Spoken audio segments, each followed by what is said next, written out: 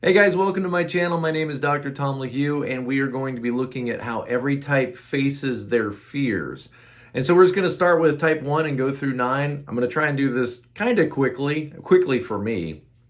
And, that's what this channel is all about. And that's what the Enneagram, I think, is all about helping us to see ourselves more clearly. And if I could speak clearly, that would help. Help us see ourselves more clearly and then see the challenges and the obstacles and then what the path is going forward. Or as Christopher Hurwitz says in his book, The Sacred Enneagram, to find our path back home. And we get lost and we want to find our way back home. And so one of the ways that we are challenged is to really confront the fears of our type.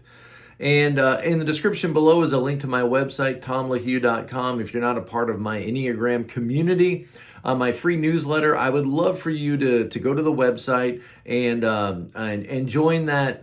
It's no cost, it's free, and I've got a resource there for you to download for free, just as a way of helping you and encouraging you.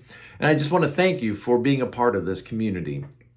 And I do offer coaching, Enneagram coaching, relationship coaching, all kinds of coaching to help you in this life, because it can be overwhelming sometimes. It can feel like I'm not sure what my next step is, or you're not sure, how to navigate these relationship challenges. Look, I'm here for you. I'm supporting you. Whatever I can do to come alongside of you and help you. We're all in this together. We all need each other. And I always offer classes and workshops, and there's on-demand classes that are available on my website, as well as live classes coming up soon. I'd love for you to be a part of one of those classes. All right, let's jump into this information. And I got this today from an email from Tyler Zach. If you know who Tyler Zach is, the Gospel for Enneagram, great resource, huge Instagram page. And I'll put a link to that in my description below for the Gospel for Enneagram. And let's just jump into this. I'm just going to read what he's got here and kind of take it apart and see if there's anything else I want to say about it. But if you didn't get this email or you don't have this information, I thought let's just put this on YouTube so everybody can benefit from it, because it's really good stuff. Okay, so type 1s, of course, the improvers, the perfectionists, the reformers, have a deep desire to make themselves and the world better. But the fear of the 1 is, of course, of making mistakes, or being reprimanded or scolded or criticized, and striving for perfection because they don't want to be accused or corrected or blamed. And somewhere along the way, they picked up a message, or you ones picked up a message, that a good person doesn't have flaws, or a good person doesn't make mistakes, or a good person is always improving and making themselves, comply with the necessary needs of the world around them. And that's great. I mean, that's why people love you. That's why people respect you. That's why you're the manager. That's why we trust you. But to overcome their fear of making mistakes, ones have to begin to practice self-compassion. Compassion on themselves by loving their whole self and making allowances for the mistakes that they make in life, and recognizing that you don't have to be perfect. I mean, you don't have to be perfect in order to be a dad. You don't have to be perfect in order to be a good employee. You don't have to be perfect to be a good neighbor. And that restriction to trying to be perfect all the time is actually going to make you quite imperfect. It's going to make you challenging to be around, because it's going to make you highly critical and frustrated all the time and irritable with yourself and others. And so that need to realize that making a mistake is not necessarily a sin. I mean, think about it. Sin, preferences, and mistakes. Those are 3 different things. And a lot of times we categorize preferences and mistakes as though they are sins. And we just want to remind you that it's okay to make mistakes. It's natural to make mistakes. In fact, if you're growing, you're going to make mistakes. And you're not loved because you're perfect. You're loved because you're a human. You love because you're created in the image of God, and you have value no matter whether you get everything right or not. And so, I've got a whole course on demand on this, on giving up on being perfect. And if this is a challenge for you, go to my website, sign up for that on-demand class. Realize that sometimes good enough is really good enough. It's easy for me to say I'm not a 1, but I do have tremendous respect for 1s, and it's in my tri-type, a 714. So I got a lot of 1-like qualities about me. All right, let's talk about type 2s. And you guys that know me know that my wife Traci is a type 2. We've been married for over 30 years, so I feel like I kind of understand how this personality works. I'm sure I'm not got it perfectly, as my wife can attest. But type 2s, the helpers, the befrienders, the connectors, the givers. Lots of good words for these folks. They desire to put others before themselves and see themselves, as taking care of other people or being connected to other people. There's a sense of value you find in all of these connections with other people. They have a fear of being unlovable or unwanted or uncared for, and a fear of being rejected. And remember, 2s, 5s, and 8s are the rejection types. And, a lot of times 5s and 8s get that. They're like, oh yeah, I kind of know, people are going to reject me, so I'm either going to withdraw from them, or an 8, I'm going to come against them. Realize that 2s also are a rejection type, meaning there's this fear of being rejected and then like an overcompensation. Well, they're not going to reject me. I'm going to be so nice and so kind and so loving and so gracious and so helpful that that's very exhausting, right? That's a lot of so's. I'm going to be I'm gonna take care of people so well and be so wonderful that people won't reject me.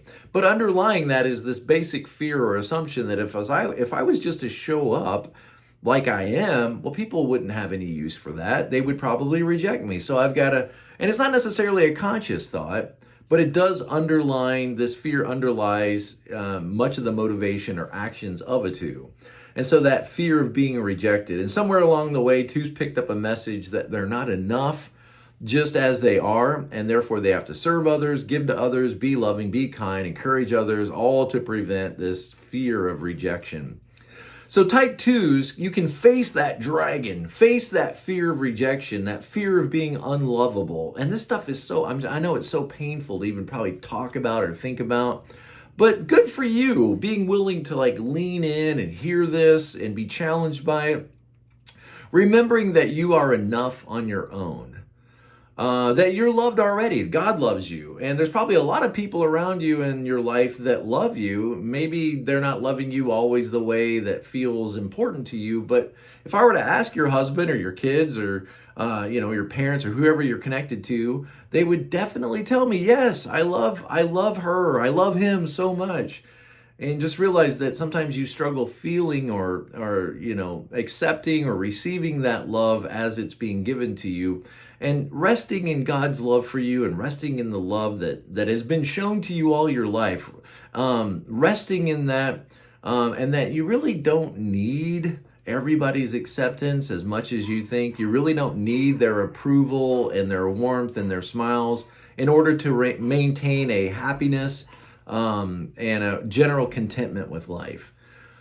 Okay, so let's face that dragon together. All right, type 3s. I'm just looking at the notes here. I'm looking at the email that was sent to me, and I'm just kind of breaking it down. Type 3s, the achievers who get things done and also look good doing it. They fear failure at all costs. And also you could say probably feeling incompetent or looking ridiculous. That's why 3s can a lot of times look like 7s, but the difference is the 7s are much more comfortable, I think, with looking ridiculous. If it raises the environment, makes everybody feel better.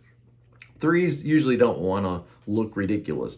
They strive to be productive and successful to gain admiration and value from others. And somewhere along the way, they picked up a message that they're defined by their accomplishments, that their value is attached to what they achieve and what they accomplish, and they can become quite workaholic, constantly trying to increase their value through work and success and not being a failure. So 3s can overcome this fear or face the dragon, you might say, by remembering that you have personal value already apart from what you do. You were born with it. And I always use the illustration of walking through a nursery in a hospital and looking at all these babies, and they all have value, even though they haven't accomplished anything. I mean, they can't even speak a language yet, right? But every one of them is born intrinsically with value just because they exist, just because you're human. And you don't lose that because you're 15 years old or you're 25 years old. You don't lose that because you lost your job. You don't lose that because you made a mistake or went through failure in life. And all of us have value. And 3s, you guys have value too, regardless of what you've been able to accomplish. And that need to realize that your failures aren't fatal and they're not final and they don't define you. and to allow yourself to be more okay making mistakes, and your love for who you are and not for what you do. And if you're struggling with failure, again, I got another on-demand class called Invincible You, Resilient Mind, a Resilient Life Coaching, Resilient Mindset. I don't even remember what I did. It's good stuff though. I loved going through it because I needed it at the time, because I was facing some challenges and some struggles and some hardships with work. And I knew I needed to go through that, get myself picked back up and out of the dust and get back on my feet. And a lot of us need that from time to time. Every one of us needs that. And you know, there's not something wrong with you because you need to be encouraged. There's not something wrong with you because you need support. And sometimes we all need that. And if you need that in your life, reach out to me. I'd love to walk with you and help you, whether it's 3 weeks or 6 weeks or 12 weeks or 6 months. I've got, coaching programs that will last as long as you need them to. And like I said, some of them are on demand. So if you don't want to do the one-on-one with Zoom, whatever. I'm just trying to come alongside of you and help you any way I can. All right. I don't want to see you get stuck. And it's so easy to get stuck in life. It's so easy to get stuck and trapped, and spin around in circles and spiral in our thinking and get depressed and discouraged and frustrated. And, you've been there? It's not fun. All right, on that note, let's talk about type 4s. Okay, type 4 is the individualist. You hear that word, melancholy.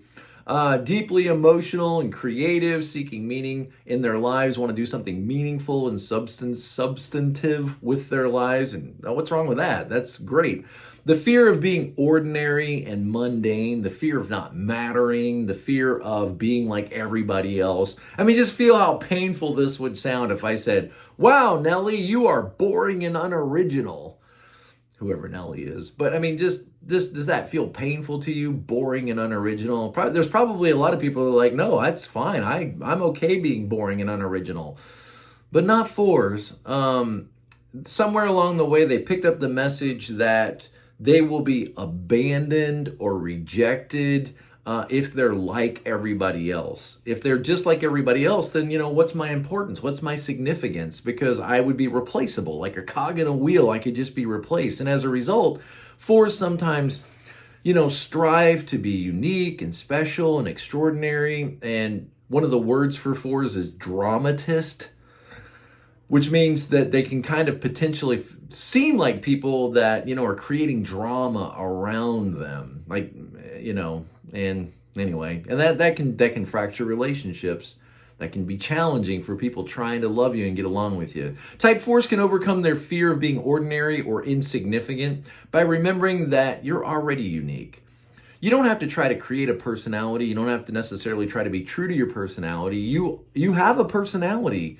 And 9s, this is probably good advice for you guys too, is we have a personality. You are a unique person already. You don't need to work so hard to be different from everybody else. You already are in many ways different from everybody else. You're not the same as everybody else. You have your own personality, and you are valued and loved and cared about just as you are. And if you don't feel that, I'm so sorry for you. I just realize that, there are people out there in this world that will love you and care for you and want to be in relationship with you. And if you're going through a tough time, I know it can be awful. It can feel awful. For me as a 7, it feels like you're falling in quicksand. And, I just want to remind you that you're loved for who you are. You're not loved for how different you are. And there's a lot of things that, people enjoy that you should let yourself enjoy. Let yourself embrace some of the ordinary, wonderful things of life. A lot of things in life are popular because they're fantastic. And don't feel like you have to miss out on those because they're so ordinary and it's what everybody else likes. Sometimes the ordinary stuff, can be great stuff.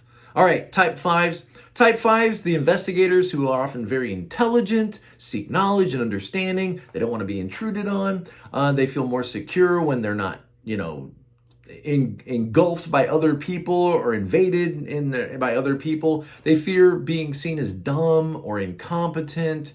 or not knowledgeable, or they don't have their facts straight, and they believe that having all of the information is necessary to function successfully in the world and to be a part of the right group, the people that have this totem information. Consequently, they engage in extensive research and sometimes have difficulty getting all of their work done because they kind of sometimes overthink things and never really feel like they've got it all completely wrapped up sometimes. So type 5s can face the dragon and overcome the fear of incompetence by stepping outside your comfort zone, taking risks. And let's just say it this way, stepping up to the plate. Look, there's a good chance that you probably ought to be leading more than you are. You're the one that has a lot of this great information. What is it that's keeping you from stepping out and owning that space? I mean, think at your best, you look like an 8. All right, and just hear that wisdom of an 8 calling down to you. Hey, 5, own your life, own your space. You got all this great information, but what are you doing with it? Don't sit on it. Come forward, rise up to the challenge. Sometimes you can fail to achieve the success in life you're capable of because you don't necessarily always put that knowledge into action. So when 5s take risks and they'll learn that accomplishing their dreams is more about taking steps of faith than having everything figured out in life. Look, you don't have to have everything figured out in life. Nobody does. Nobody could. You're a finite person, right? You can't understand everything. So what you do understand, own that and step into that space and lead other people and let yourself connect with other people. Soften and let yourself, interact and love and be loved and involved with other people. I know it's going to tax your energy and some things you don't want to focus on, or you don't want to focus on other people sometimes and their problems, but there's so much to be gained by becoming a part of the village. Let yourself become a part of the village. Not only a part of the village, but maybe even become one of the leaders in the village. All right, type 6s, the loyalist, the skeptic, the guardian, the trooper, the vigilante, or the vigilant one, the concerned one, the babysitter, the buddy, the defender. So many great names for 6s and so many great images in my mind come up with 6s. But 6s fear a lot. You fear itself. Like there's a lot of things that could go wrong. And you're right. There is no way I could say to you, oh, you're going to be fine. There's nothing to be worried about. I mean, as soon as I say that to you, if you're a 6, you're like, who is this guy?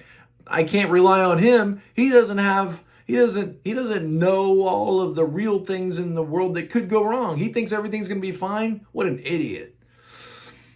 The 6s have this obligation to doubt and to remain a little bit skeptical. And, the worst thing you could do to a 6 is lie to them. Probably the second worst thing you could do to them is say, do you trust me? Because it's like, yeah, I did until you asked me if I do. Now I don't anymore. That seems kind of sketchy. So 6s, you're right. The world that we live in is a scary world and anything could happen at any time. You're right. You're 100% right. Okay? The problem, though, is if you're not careful, these fears could immobilize you from becoming everything that you could potentially become, from realizing and living in all of the possibilities that are available to you. You could easily let these fears of what could go wrong keep you from stepping out and owning your space and living the fullest life that you could live. Just think of it like this. Maybe 70%, let's be conservative, 70% of the things that you cycle around in your mind are never going to happen. Those things you worry about, the things that you fret and stress and have to talk to somebody about and get support for, let's just be conservative and say 70% of them are never going to happen. Probably more realistically, like 80 or 90% of them are never going to happen. And realizing that, you're turning and facing the dragon and you're saying, man, I'm such a 6. Here I am, spun up, spiraling down, worried about stuff that's probably not likely to happen. I need to just relax and tell myself everything's going to be okay. I've done everything I can do. I've planned. I've got my plan. I've got my support. I've got my insurance policy. I need to just relax now and face this dragon of fear. You have a choice to make. You can either waste your life by constantly seeking out problems, or you can choose to focus on what could go right. and living courageously rather than living in fear. I want you to live courageously. You know, at your best, sixes, at your best, you are Braveheart. You are the courageous one. You are the courageous fighter at your best. And I want you to step into that best and to be that person that we can all rely on, but that person that's willing to put themselves out there, to take a risk, to challenge themselves, and who knows what you could become. Who knows what you could become, but you're never going to realize that as long as you're laying low and playing it safe and moving yourself to the middle of the group. Okay, I'm here to help you. All right, I haven't got it all figured out, but I'm here to help you. All right, type 7s. Here we go. This is me. This is my type. Type 7s, the enthusiasts who bring joy and excitement into life. I had somebody the other day on one of my videos say, oh my goodness, there's no way you're a 7. You've got to be a 9 or a 4. I was like, oh my gosh, I'm such a 7. I'm 100% a 7. And I realize that sometimes in these videos, I'm more serious. I'm more like a 5, more like a 1. I don't know. But when I'm not doing this, I'm 100% a 7 with my family. And I can be ridiculous just like everybody else. Okay, so bringing joy and enjoyment and excitement into life. You know, 7s, if they're unhealthy, they're just chasing fun and chasing happiness. But at our best, we bring it. We bring joy, we bring happiness. And we have a fear of missing out. You know, this could be better. And the grass is greener on the other side. And why does it have to be lame like this? They constantly seek stimulation and new experiences, avoiding discomfort, avoiding negative feelings, don't want to deal with the tedious stuff, the boring stuff. Somewhere along the way, we picked up this message that it's better over there. It's better over there. It's better I live in Florida. Florida's great, but I wish I lived in California. You know, the Pacific Ocean, they've got walruses. They got sea lions. All we have is seagulls and manatees. It's better over there. And that better over there can keep you from being present to life. And this is what I struggle with all the time. That's why it's my tagline for everything is to be present to life, because I'm reminding myself, slow down, 7. You're going to miss life hoping for something better to happen tomorrow. You're going to miss what's here today. 7, slow down for a minute. Constantly chasing new adventures. You could appear courageous on the outside and like you're running toward all this fun stuff on the outside, but inside, if you're not careful, you're just running away from things, running away from pain, running away from tedious, running away from commitments, running away from anything that feels like it shackles you down and restrains you or limits your freedom or limits your options. Type 7s can overcome or face the dragon. Type 7s can overcome their fear of missing out by realizing that the grass is not always greener on the other side of the fence. The grass is greener where you water it. It's greener where you invest. And investing is going to take commitment. You're going to have to stay in this relationship. You're going to have to stay in this job. You're going to want to leave. You're going to want to go to the other side of the country. You're going to want to lay it all down and go on an adventure, but you're going to have to invest. You're going to have to invest in something long term. And whether that's a job or a relationship or a role in your life or a community, it can initially feel like it's trapping you. But over time, you can experience joy and abundance right where you are. Right where you are. Bloom where you're planted. Easy to say. All right, type 8s. 8s. All right, 8s, the defenders, the protectors, the challengers. Okay. Fight for justice, protect themselves and their loved ones, but have a fear sometimes of being vulnerable. You say, what's vulnerable? Anything that makes you feel like a helpless child. Just use that loose definition for vulnerability equals anything that makes you feel like a helpless child. So think like, I'm not in control of my space. Mommy, is it okay if I make a ham sandwich? That's vulnerable. See, I'm not capable of deciding that for myself. I have to ask mommy if it's okay. Or disappointment. I'm not in control of my environment. I would have worked it out like this, but it didn't work out that way, so I'm disappointed. Or indecision, or anxiety, all these things that feel like a helpless child is vulnerability. And it's kind of put that stuff behind them, and they can pick it up on other people, what they're vulnerable about. It's a hard word to say, vulnerable. Vulnerable about, I'm being vulnerable with you right now. Somewhere along the way, they received a message that showing vulnerability, especially with their feelings, makes them look weak. And they don't want to look weak and will open them up to attack. It's kind of like exposing, your throat to your enemy. And as a result, you have to maintain this tough exterior and be careful who you let in because they will betray you. Now, all of that is true. It is true. Sometimes when you open yourself up and make yourself vulnerable, it will come back to bite you. But realize this, there's so many people in your life that love you the way you are, and they love your strength, but they also are okay with you being human. They're okay with you having vulnerabilities. They're okay with you voicing your concerns or your fears. In fact, they will even be drawn to you and feel like they're connecting with you at a deeper level when you allow yourself to open up in that way. And so 8s can overcome their fear of vulnerability by choosing to openly talk about their weaknesses or their fears in front of others. And I probably just lost you. You're like, no. Okay, let me challenge you, all right? Let me say it again.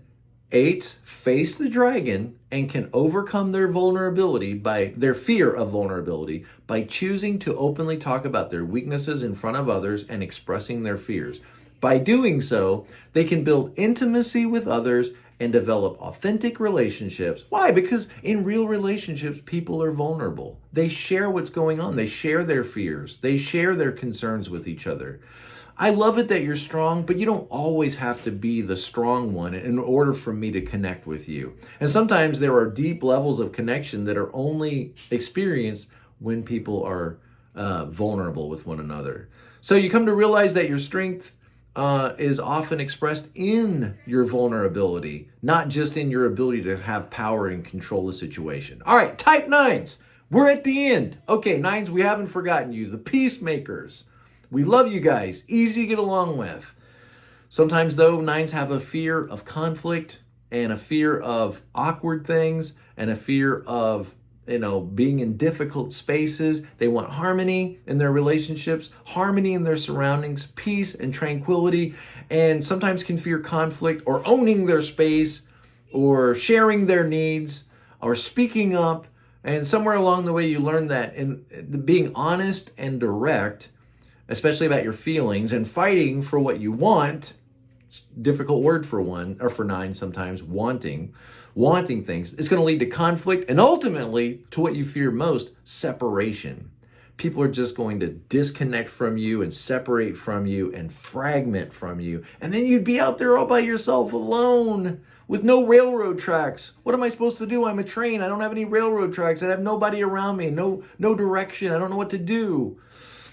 So consequently, 9s often choose to keep their opinions to themselves. While they listen to everybody else's opinion and make space for everybody else's opinion, they sometimes don't make space to own their own opinion and to voice that opinion for fear that it's going to lead to fragmentation and separation in their relationships. So I'll just go back under the stairs like Harry Potter, because if I speak up and I say anything, they'll probably kick me out of the house. So type 9s can face the dragon and face their fear of conflict by understanding that not expressing yourself and advocating for yourself and owning your space and owning your voice, think about it, all the stuff 8s right next to you, lean into that 8 a little bit, that expressing yourself and advocating for yourself, that can cause serious internal conflict and discontent. I always say when you don't have your arguments out loud, you get to have them in private. You get to have them in your own head. And that's no way to live. Yeah, but if I say anything, they're going to get upset with me. Okay, you're going to get upset with yourself. While there may be peace on the outside, there won't be peace within. And guys, I remember coaching a fellow one time who was probably my age, and he was a 9, wing 1, and he had just come through his 3rd divorce. And I'll never forget what he said to me. He said, "Tom, I want you to know that of all my 3 marriages, I never one time fought with any of my wives. Never once. I never got ugly or upset or loud, or I never argued with them." Okay. So I just want you to see from that example that never arguing or never getting upset or never being in conflict is not necessarily a guarantee of relationships being stable. It doesn't mean there's not going to be problems just because you don't address the problems. Or let me just say it this way. When you constantly avoid conflict in your relationships, you're guaranteed to always have it because you never deal with it. It's never dealt with. And it's scary. I know it's scary. All of these things are scary. All of these fears are real fears, and they're really felt by each type, and it's scary.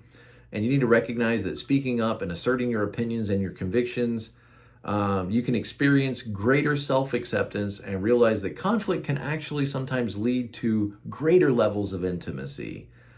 Being understood. You don't just need to understand everybody, you also need to be understood by others. And sometimes that's not going to happen unless you speak up and voice up your concerns.